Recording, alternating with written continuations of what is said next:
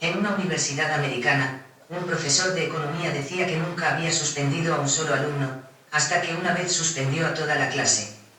Esa clase en particular, había insistido en que el socialismo realmente funcionaba, con un gobierno asistencial intermediando en la riqueza, nadie sería pobre y nadie sería rico, todo sería igual y justo.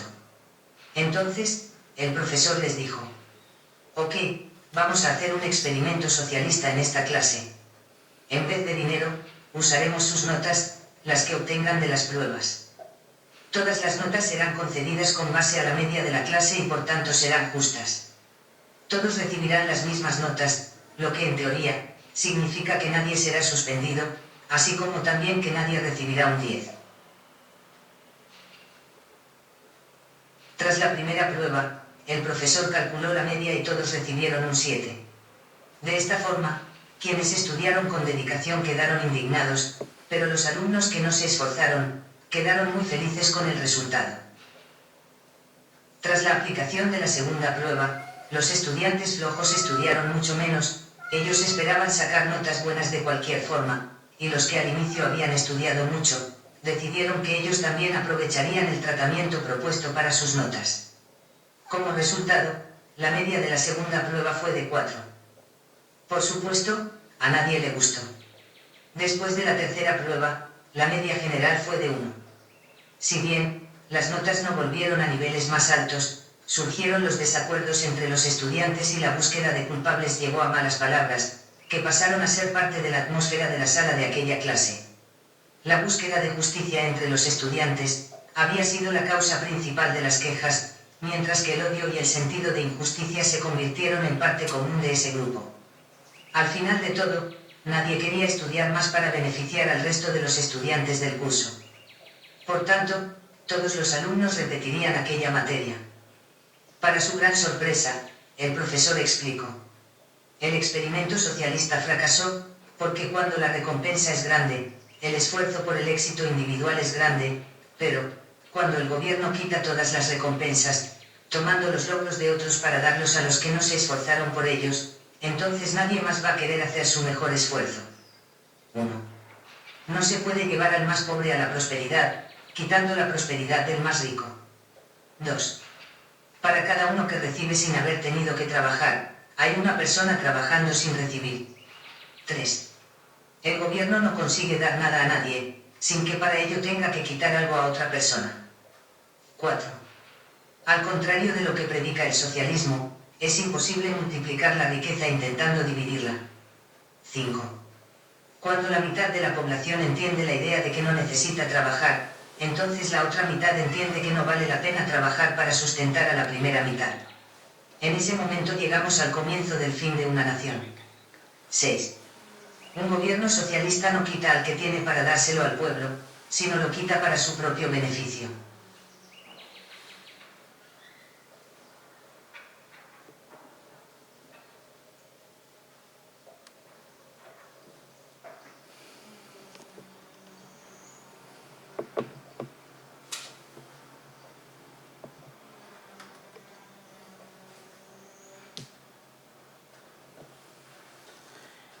Bienvenidos a Reflexiones desde la Ciencia de la Economía. Hoy nuevamente los acompañamos los economistas Ángel Emilio y Mauricio Manrique. El tema de hoy es el tema de entender o encontrar el derecho a la felicidad y a observar los indicadores o índices de felicidad internacional en las ciudades. Es un tema que en muchas ocasiones varios sectores de la población lo han cuestionado en el sentido de si es posible medirlo.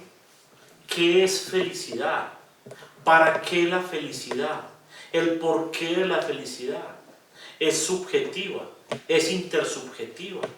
¿Es objetiva? ¿Es posible encontrar territorios felices o segmentos de territorios felices? Por eso surge una pregunta clave el día de hoy. Profesor, ¿es posible encontrar ciudades felices? Bueno, esa pregunta es bastante buena. Para darle respuesta a esa pregunta, yo me atrevería a lo siguiente. Tratemos de entender primero si sí es posible medir la felicidad. Y si es posible medir la felicidad, entonces, ¿en dónde se aplica? ¿Qué ciudades o qué países construyen índices felices? ¿O qué índices de felicidad existen? ¿Cierto? Si existen índices de felicidad y existen gobiernos que los están aplicando, entonces es porque ya hay resultados. Entonces vamos a tratar de entender el concepto de felicidad, porque viene usted, profesor Mauricio Manrique Miranda, afirmaba que el concepto de felicidad hoy en día lo encuentra uno que las personas dicen no es posible medirla. Es decir, la felicidad es imposible tener un indicador de ello, porque para lo que para una persona puede ser un grado de felicidad, para otra puede no ser grados de felicidad, ¿cierto? Y máxime cuando vivimos en un mundo que podamos decir es intercultural.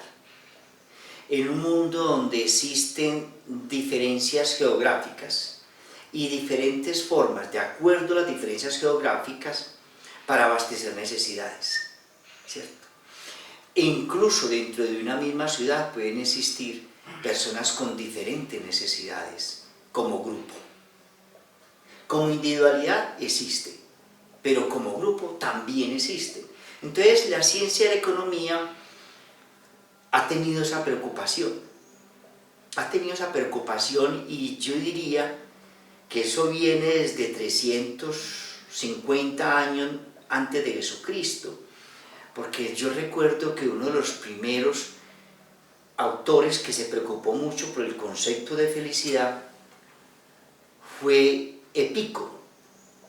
Epicuro tiene un libro que prácticamente uno lo consigue en la calle, ¿cierto? Un libro de bolsillo sobre la felicidad.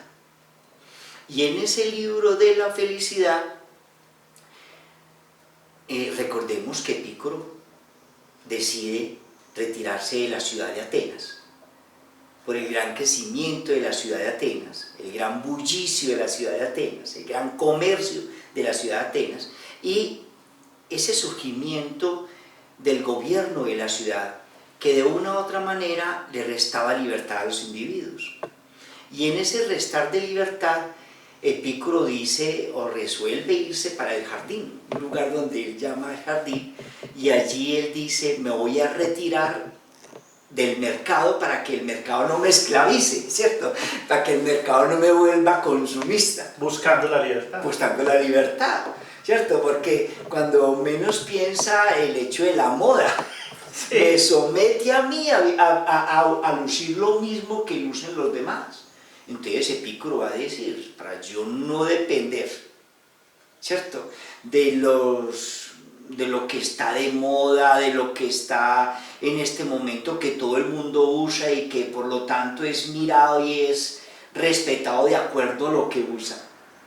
Entonces yo me retiro de ir al jardín. Esa fue una razón.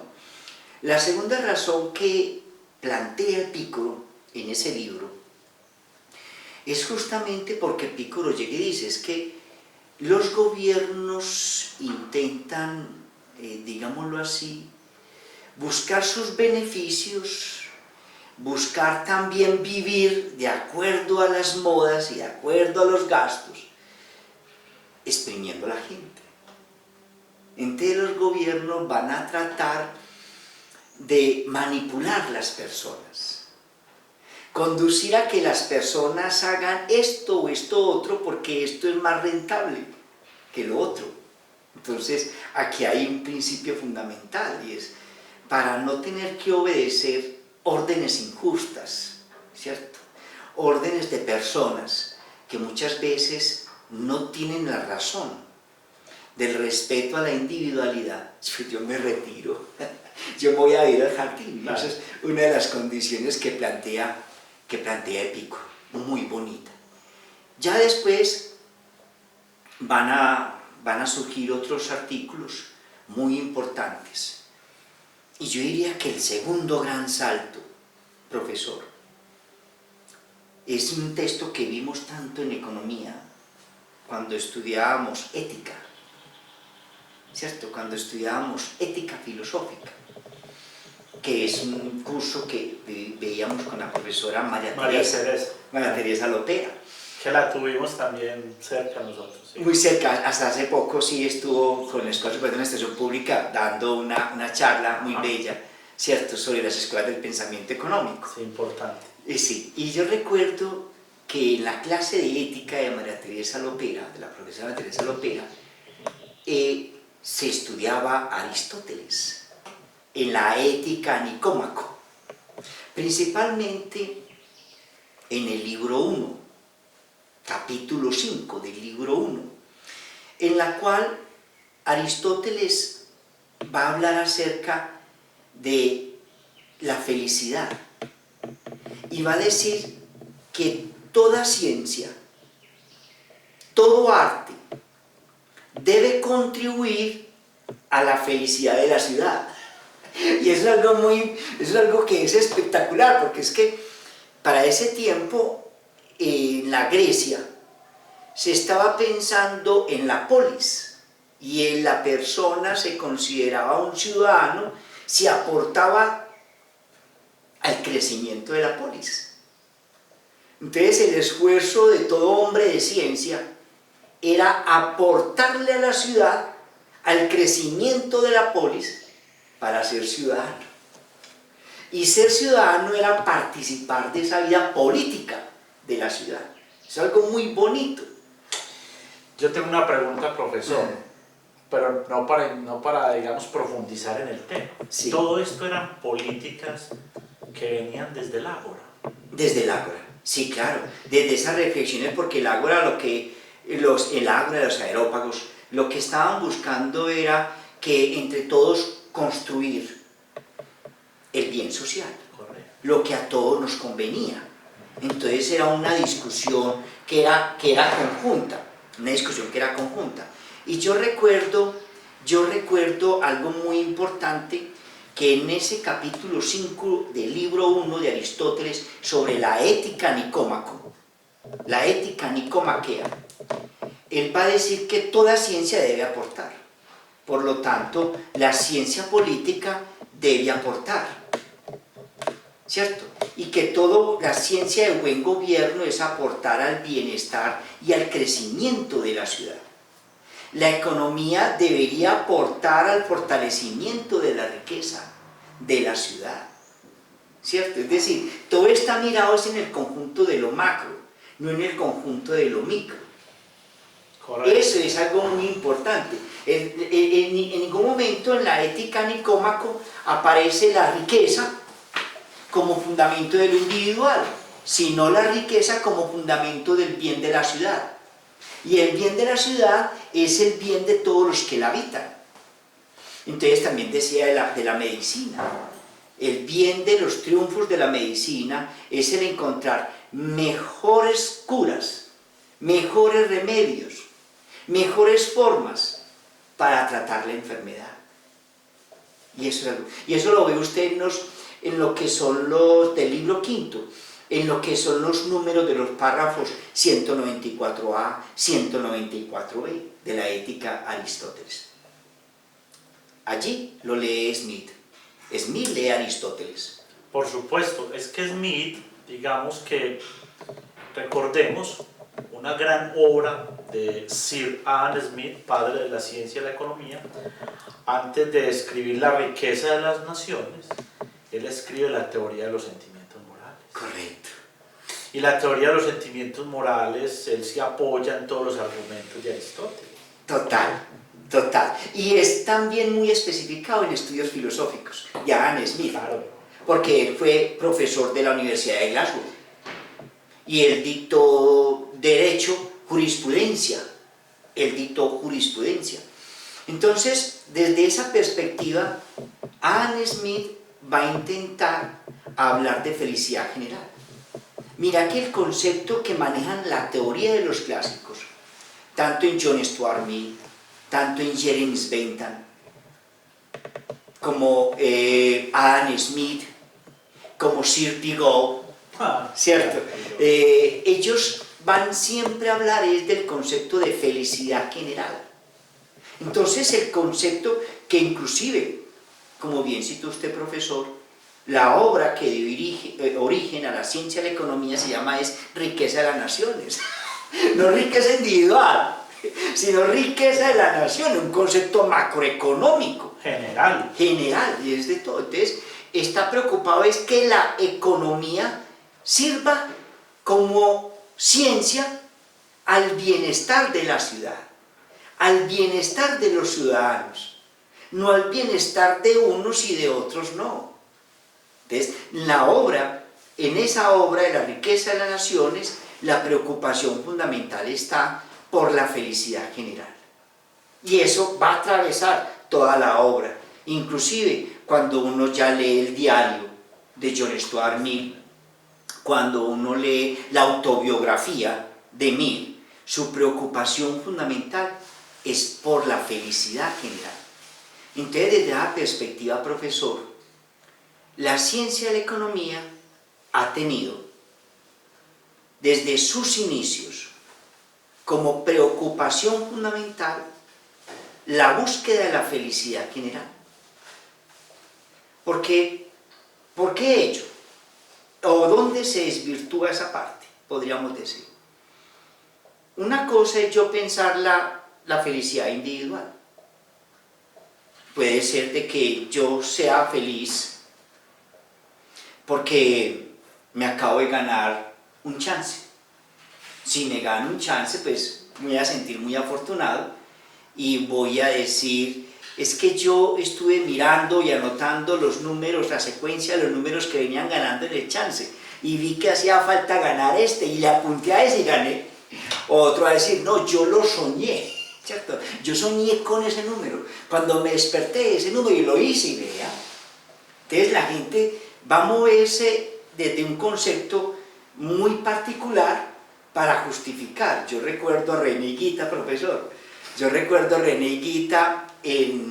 cuando era arquero del Nacional y cuando iba a jugar a la selección Colombia a tapar, él usaba una camiseta que era como morada. Entonces él decía que cuando usaba la camiseta morada ganaba la selección Colombia, pero cuando se colocaba otro color de camiseta perdía. Entonces ya alguna vez un periodista en una entrevista le dijo, ¿y usted qué pasó? No, se me olvidó, es que cuando yo no uso la camiseta morada podemos perder, ¿cierto? No tengo la misma suerte y me metieron 2 goles, ¿cierto? Bueno, entonces miren que son cosas muy simpáticas de las personas. Entonces, lo que Adam Smith va a reconocer en la teoría de los sentimientos morales, justamente, es que la felicidad puede tener una connotación muy personal, pero que lo que tenemos que buscar es la felicidad social. Entonces, ¿cómo alcanzarla? Ahí está la pregunta. Cuando uno mira las obras de Jeremy Bentham, que es, digámoslo así, yo diría que uno de los padres del utilitarismo, y que Jeremy Bentham va a explicar el concepto de utilitarismo como la búsqueda del bienestar general. Mira cómo lo explica. En la obra del utilitarismo, Jeremy Bentham, en el capítulo 1 de la obra, él va a decir, vamos a entender el utilitarismo como la búsqueda de la felicidad general. Si ello es así, entonces él va a plantear cómo podríamos, dentro de la valoración microeconómica, es decir, qué hace cada individuo de los bienes que le causan placer, cómo lograr construir a partir de lo que llamamos en estadística el promedio, donde está la mayoría, ¿cierto? Donde la mayoría está diciendo qué es lo mejor, qué es lo que más prefiere. ¿Cómo lograr que eso, que es lo que la gente más le llama la atención, sea objeto del gasto público? Sea objeto del gasto público. Y eso es muy importante. Entonces, mire que él anota un concepto estadístico.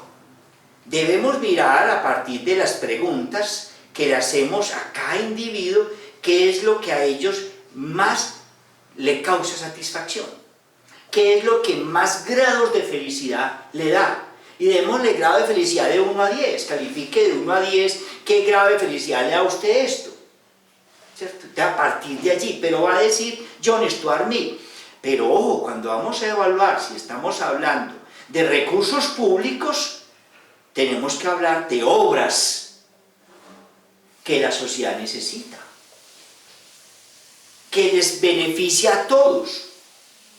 Porque si son obras para que gaste la corona, financie la corona, deben de ser obras que a los ciudadanos, a los habitantes de la ciudad, pues les sirva. No que les sirva a uno y a otro no. ¿Cierto? No es esa satisfacción individual, sino que a todos les mejora, como un parque, como un camino más amplio, ¿cierto? Como un mejoramiento de riego para los cultivos, traer el agua a un punto y llevarlo a otro punto para el manejo de los cultivos, como ciertos bienes, va a decir John Stuart Mill, que siendo objeto del gasto de la corona inglesa, le sirva a todos los ingleses, y debe estimularse aquellas obras que solo benefician a unos y no a todos, ¿cierto? Y ese no todos es la mayoría y no es la minoría. Entonces el concepto de utilitarismo es muy lindo en John Stuart Mill, es muy bonito en John Stuart Mill. Viene entonces allí una preocupación, es que la felicidad general desde el concepto del utilitarismo es que beneficie a un mayor número de personas, y va a decir John Stuart Mill.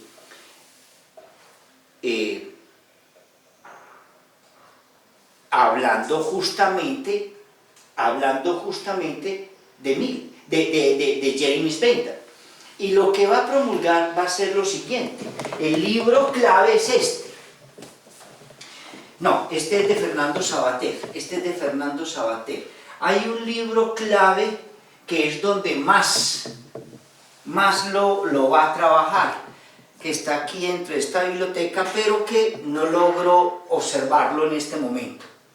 Lo tengo algo perdido, pero lo tengo acá, es de pasta amarilla, pero bueno, se me está escapando en este momento el texto, Pero ¿qué es lo importante?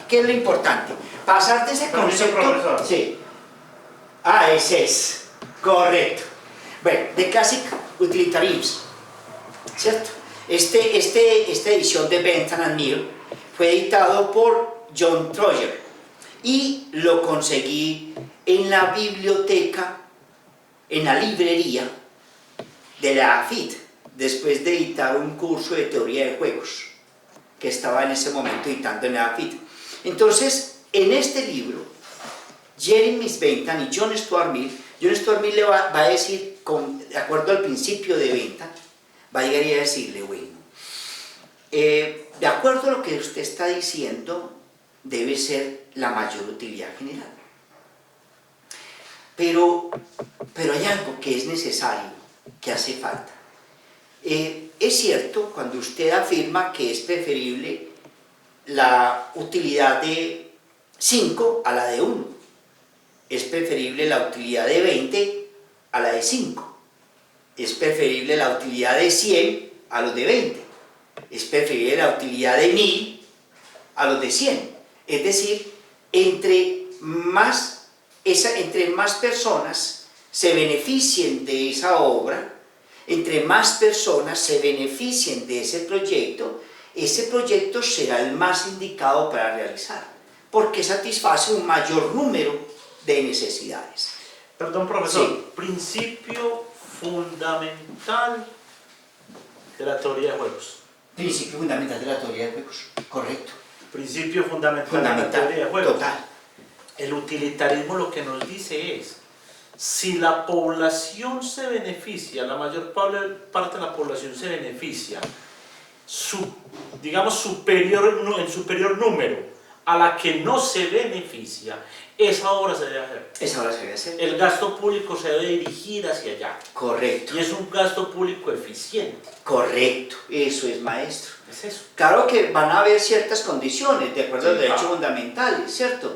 Por ejemplo, como le he planteado algunas veces a mis estudiantes en el aula de clase, una cosa es yo pensar una obra que beneficia los ingresos, por ejemplo, como hacer un puente. Entonces, si hacemos un puente, van a aumentar los recaudos de impuestos, va a aumentar la actividad comercial, va a aumentar el empleo, y eso va a hacer de que el municipio crezca más. Pero si ante un recurso escaso yo tengo la posibilidad de hacer el puente o construir un dique para evitar de que mueran 20 familias pobres, yo tengo que evaluar cuál de las dos. Entonces ya aquí viene un principio que le va a dar la administración pública, que le va a dar el derecho público, con preservar el derecho fundamental a la vida. Entonces, si bien económicamente puede ser muy rentable el puente, el simple hecho de preservar la vida humana va a hacer de que no se haga ese puente, sino que se haga el dique, para evitar de que mueran personas. Y eso es totalmente válido. Es decir, desde una construcción, desde una unión interdisciplinaria entre la ciencia y la economía, las ciencias políticas, el derecho, ¿cierto? Donde ya empezamos a tener más participación. O, por ejemplo, un geólogo puede decir, no, es que las probabilidades de que esa tierra se venga es del 10%. Ah, entonces hagamos el puente, porque las probabilidades de daño son apenas el 10, 90% no se va a venir. Entonces, de acuerdo a esos estudios geológicos, podemos hacer, y a medida que el proyecto del puente comience a generar ingresos, vamos a construir el dique. Pero si llega el geólogo y me dice a mí, no, eso es la probabilidad de que se venga del 80%, ojo, haga primero, no haga el puente, primero preserve la vida humana. Entonces hay que tener en cuenta todo esto. De allí que los economistas usemos tanto la estadística, ¿de acuerdo? Bueno, entonces mira, ¿cómo la economía lo va a sacar de ese campo? ¿Cómo la va a sacar de ese campo? De la búsqueda del mayor bienestar para el mayor número de personas, va a sacarla o la va a entender hoy. ¿Cómo se va a entender hoy? Es decir, ¿cómo la vamos a pasar al concepto moderno? El concepto moderno está pensando la felicidad en términos de que los individuos todos participemos en la construcción de ese bien común. ¿De acuerdo? Ya no es la estadística que planteaba Mill. Allí donde más personas estén a favor de este proyecto es el que se debe hacer porque satisface mayor número de necesidades. Pero ¿cómo pasarlo de ese concepto tan matemático, diría yo, ¿cierto? Tan estadístico. Muy estadístico. Sí. Tengamos la media, miremos Exacto. la desviación estándar, encontremos el centro, trabajemos con percentiles y donde esté la población más condensada, es ahí la política pública que hay que aplicar. Correcto. ¿Y eso cómo se va a encontrar? Muy sencillo. Se va a encontrar cuando John Stuart Mill hace parte de la Cámara de los Lores. Entonces, cuando John Stuart Mill hace parte de la Cámara de los Lores, él va a tener una gran batalla. Y la gran batalla es el derecho a la mujer por el voto. Recordemos que él estaba casado con Taylor Mill, la señora Taylor Mill. Y él amaba a Taylor, y Taylor era demasiado inteligente. Y Taylor le da esa humanidad que se necesitaba. Y cuando él llega a la cámara de olores, él va a entender la necesidad de que la gente se sienta empoderada de lo que hace, que la gente luche para transformar las